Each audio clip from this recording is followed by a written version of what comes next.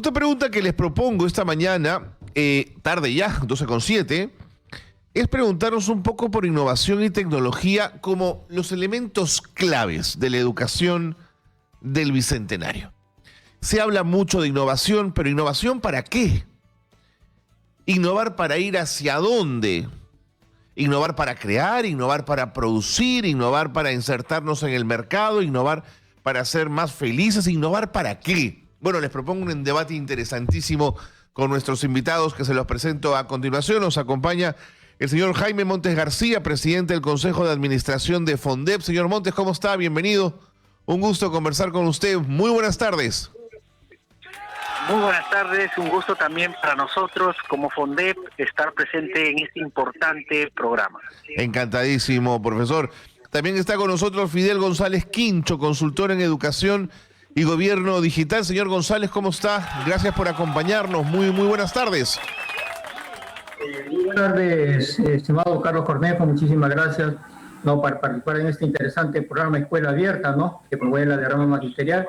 Y acá también saludos a los invitados, como el doctor Montoya. Un gusto, doctor Montoya. Encantadísimo, señor González Quincho, de tenerlo con nosotros. Y también está Modesto Montoya, científico promotor de ciencia y tecnología, un terco, pero así de años, intentando pelear porque la ciencia y la tecnología ocupen espacios más importantes en la educación peruana. ¿Cómo está, don Modesto? Bienvenido. Muy bien, querido Carlos. Gracias por la invitación. Encantadísimo de tenerlos aquí. Les planteo la pregunta, quizás conversamos con el profesor Jaime Montes, comenzamos con él, pero la pregunta es para los tres. ¿Innovar para qué, profesor? Bueno, en primer lugar, creo innovar para cerrar las brechas, para hacer un país más justo, para acercar a la zona rural al desarrollo, mirar como la realidad como una oportunidad. La innovación tiene que enfocarse en la reserva de la humanidad, que son los Andes, las cordilleras, los ríos y el mar. Pero para eso necesitamos formar innovadores, escuelas innovadoras, necesitamos tecnología. Innovar, sobre todo, creo, para tener un país más justo y equitativo. Creo que es la esencia de la innovación, solucionar problemas, pero los problemas sociales que nos dividen son los primeros problemas que debemos saber solucionar. Y para eso necesitamos ir más allá de lo formal, es recrear, inventar, utilizar procesos más eficientes, más eficaces, y desde la educación nuestro rol es formar personas competentes que no tengan miedo a innovar, que sobre todo lo hagan con pasión, con amor al país, básicamente. Señor González Quincho, hay países, hay evidencia que muestra que aquellos países que en la década de los 60 apostaron por la educación en innovación y tecnología, se convirtieron 30 años después en los tigres del Asia, en países absolutamente competitivos con aquellos que ya venían desde atrás siendo pioneros en tecnología. ¿De eso estamos hablando, señor Quincho? González Quincho. Bueno, usted sabe que el tema de la innovación tecnológica en el mundo viene desde finales del siglo pasado, ¿no? Como los países de Suiza, Suecia, los Países Bajos, Asia, Europa. Ellos han tenido un emprendimiento de innovación, especialmente han apostado por el conocimiento, ¿no? La tendencia hoy en día en nuestro país también tiene la misma connotación. La pandemia nos ha mostrado, pues, ¿no?, la dura realidad que vivimos como país, donde es necesario reformular los proyectos de políticas públicas, especialmente en el sector de educación, para promover una verdadera inclusión desde la innovación tecnológica. El tema de la innovación tecnológica, si vamos al campo de la educación, bueno, viene desde el año 2000 con la puesta en marcha del proyecto Huascarán.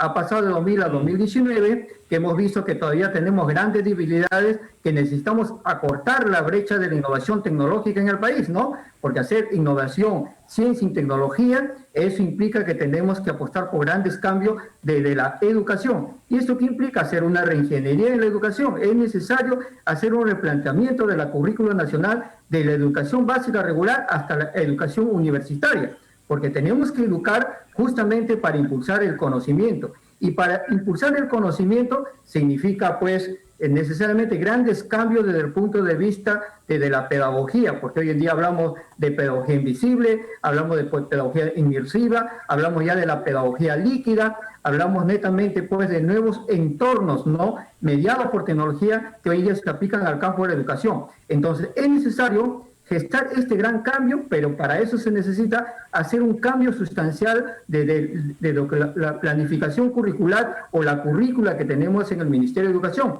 porque prácticamente el escenario de la pandemia nos ha mostrado que tenemos que gestar ese gran cambio. Hay una aceleración de la transformación digital, especialmente en la educación, pero también que esto va a la gestión social y especialmente a la gestión pública. Hoy en día ya se habla netamente de un gobierno digital. ¿Cómo vamos a poder impulsar un gobierno digital cuando verdaderamente logremos implementar una educación para la industria 4.0? De acuerdo. Tenemos que educar nosotros justamente para que vuestros futuros ciudadanos, que hoy ciudadanos digitales, no puedan aportar al desarrollo del país desde la industria 4.0, el blockchain, la inteligencia artificial, no, el big data, la computación cuántica. Entonces tenemos que preparar ese escenario necesariamente porque ya estamos a la vuelta de la esquina con el 5G. Entonces, necesitamos este gran cambio importante. El profesor Montes García plantea la innovación primero para cerrar brechas.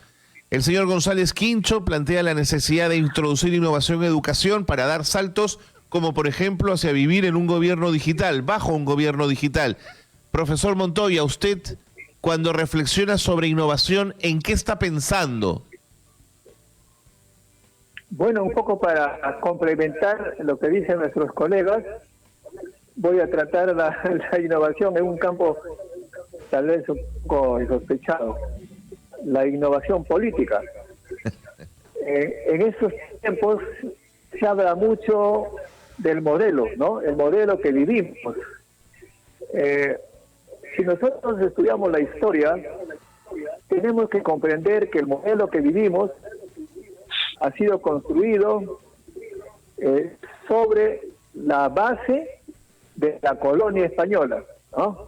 Vinieron los españoles, rompieron todo lo que había en el Perú y construyeron un sistema, un modelo basado en la exportación de minerales, es bien conocido, que llevaban el oro a España, los indígenas tenían que trabajar en las minas, morían en las minas, y los españoles usaban ese oro para venderlo a Francia, a Inglaterra, a cambio de productos con valor agregado.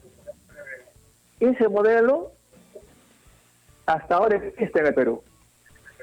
El 70% y más de las exportaciones están siempre en minerales.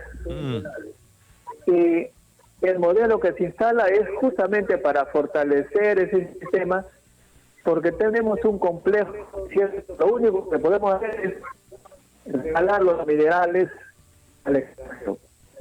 Y los que defienden el modelo se aferran a ello. Y se llaman de derecha, otros de izquierda. Esas cosas de izquierda a derecha no hay ninguna innovación. La innovación es cambiar el modelo de producción, porque este modelo que viene desde los españoles no ha cambiado, no ha sido innovado. Y cuando la gente dice, no, el problema es la corrupción, bueno, justamente el modelo que se generó desde España era eso, minerales y corrupción. Tú sabes, Carlos, que es un hombre educado, profesor Jaime y Fidel también saben, en la época de la colonia la gente compraba el cargo, los virreyes compraban el cargo, hasta para ser emperador de Europa, Carlos V pagó un montón de plata. Ese es el modelo que tenemos. Y los que defienden el modelo este siguen persistiendo a toda costa, con todas las armas posibles, no quieren innovar. Y si uno quisiera poner un poco de ciencia, de tecnología, estos esquemas en la mente que no ha cambiado, no ha habido cambio tampoco en el sistema educativo, dice, chavista, comunista, Cuba, entiendo. O sea, están el cerebro totalmente estructurados para impedir una innovación política, para tener un nuevo modelo de producción, modelo económico. Porque todos sabemos que el producto de modelo es lo que se ve. El modelo ha generado corrupción, la corrupción genera modelo corruptivo, etcétera, etcétera. De modo que, Carlos, amigos, tenemos que innovar y para eso nosotros hemos creado un partido que se llama Partido de la Ciencia. Ustedes ingresan a partidodelaCiencia.pe e ingresen al partido que va a innovar. De acuerdo, realmente. Don Modesto, vamos a hablar de ello, seguramente me tengo que ir a la pausa, pero dejo planteado la discusión. El profesor Montes García habla de la innovación en un sentido también muy social, la ruptura de brechas. El señor González Quincho habla de la innovación en un sentido que puede apuntar a un cambio en la forma de vivir, en la forma de gobernarnos a partir de un gobierno digital. Y don Modesto Montoya dice, no, la innovación es más mental. Hay que innovar en las cabezas de las personas para tener un nuevo modelo. La discusión está interesante. Me tengo que ir a la pausa, pero quiero pedirles por favor que se queden con nosotros para seguir conversando, que hay aún mucho pan que rebanar. ¿De acuerdo? 12:18, pausa en Escuela Abierta y regresamos. Seguimos en Escuela Abierta, qué bueno que está con nosotros porque nos acompaña el profesor Jaime Montes García, presidente del Consejo de Administración del FONDEP, el señor Fidel González Quincho, consultor en Educación y Gobierno Digital, y don Modesto Montoya, científico promotor de Ciencia y Tecnología, y estamos hablando de innovación.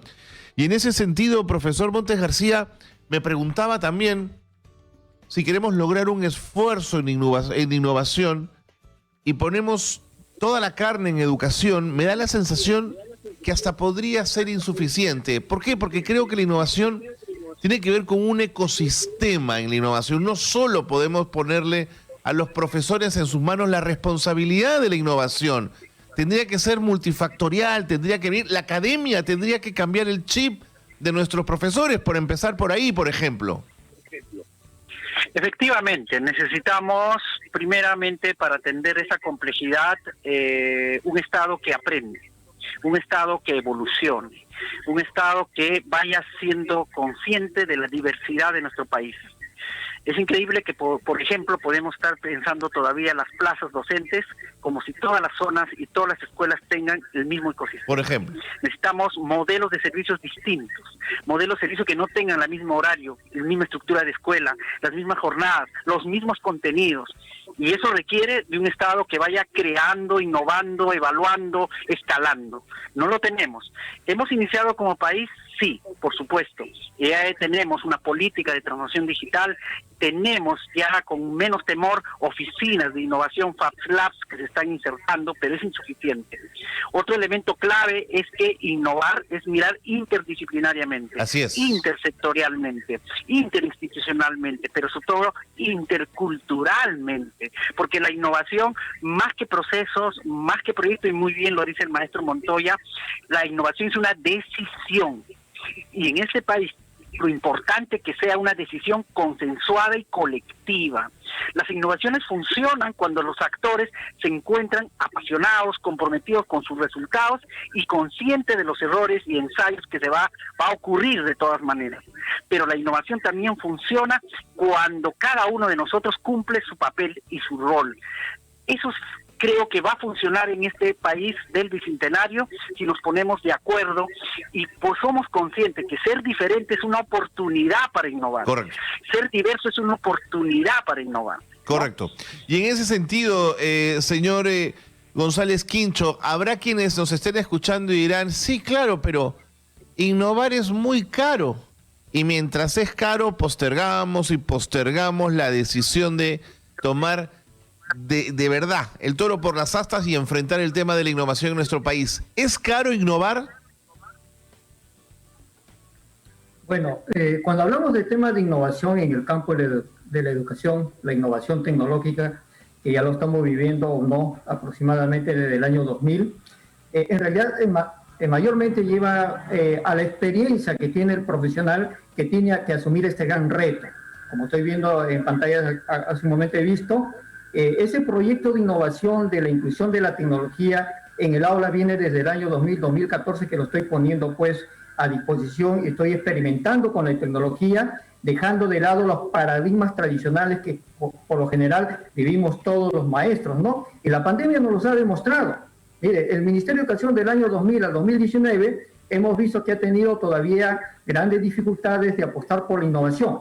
Innovación es creatividad, es buscar alternativas, es hacer propuestas, como dijo el maestro Jaime, tenemos que nosotros ya apostar por estos grandes cambios, como también dice el doctor Montoya. Tenemos que cambiar las leyes, tenemos que legislar para un nuevo entorno.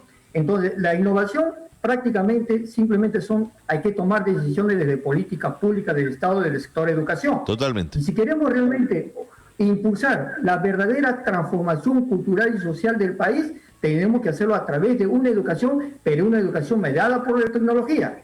El tema de la tecnología de la información y la comunicación, la Internet, las herramientas digitales, ¿no? Las herramientas tecnológicas no vienen con la pandemia, viene desde finales del siglo pasado. Entonces ya estamos viviendo una gran ciudadanía digital, una sociedad digital, que tenemos ciudadanos digitales. Por lo tanto, se exige que en nuestro país empecemos a educar en cultura digital, en alfabetización digital, porque necesitamos una verdadera inclusión de la educación desde la innovación tecnológica. De acuerdo. Con la experiencia que vengo teniendo de muchos años, aproximadamente 30 años, en la cual he hecho muchas propuestas educativas, pero es necesario que la innovación en el país es importante, pero todo empieza con el gran cambio del maestro. Correcto. El maestro es la primera persona que tiene que adaptarse a estos grandes cambios, tiene que aprender, desaprender para aprender en nuevos entornos digitales donde hoy nos estamos, digamos, moviendo todos los ciudadanos. Hasta ahora estoy más o menos pensando de que todavía estamos pensando que vamos a regresar a la presencialidad. Claro que sí, pero vamos a regresar en una normalidad. Esto que implica ya que tenemos nosotros ya prácticamente la educación híbrida, donde el maestro va a tener que aprender a convivir, ¿no?, con la tecnología, pero como voy a repetir, la tecnología no viene de esta innovación de la tecnología en el campo de la educación, desde la transformación digital que se ha acelerado, pero todavía no se entiende que tenemos que educar a una sociedad. Queda claro. Queda claro el punto. Queda claro el punto, señor González Quincho, señor Modesto Montoya.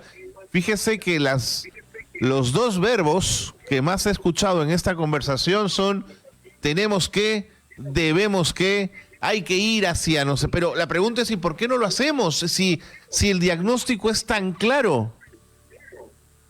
Bueno, muy buena pregunta, muy buena observación, estimado Carlos, tú siempre...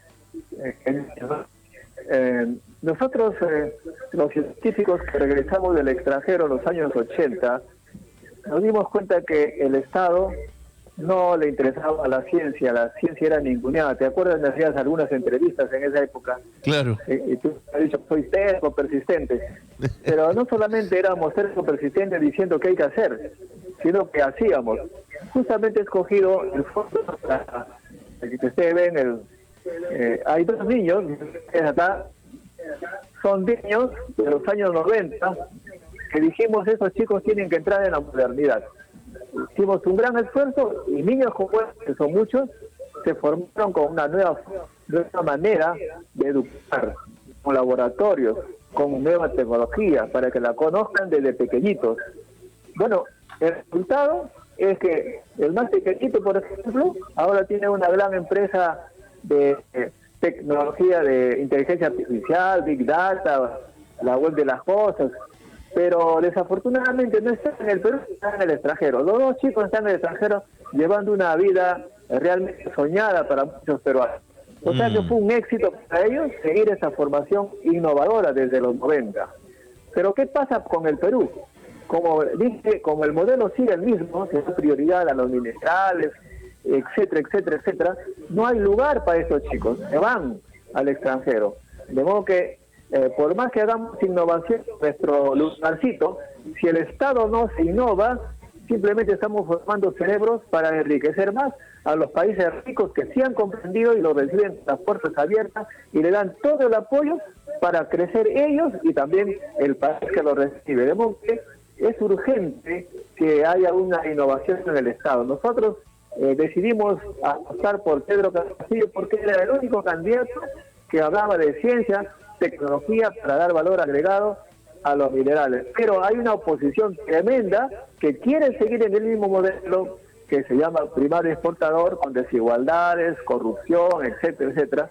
Nosotros seguimos luchando, pase lo que pase, con la misma idea, innovar en educación, innovar el Estado, para que dé importancia a la ciencia, a la tecnología, a la innovación, sobre todo a la verdadera riqueza que está en los cerebros de los chicos. Profesor Montes García, señor González Quincho, profesor Montoya, muchas gracias por haber estado con nosotros.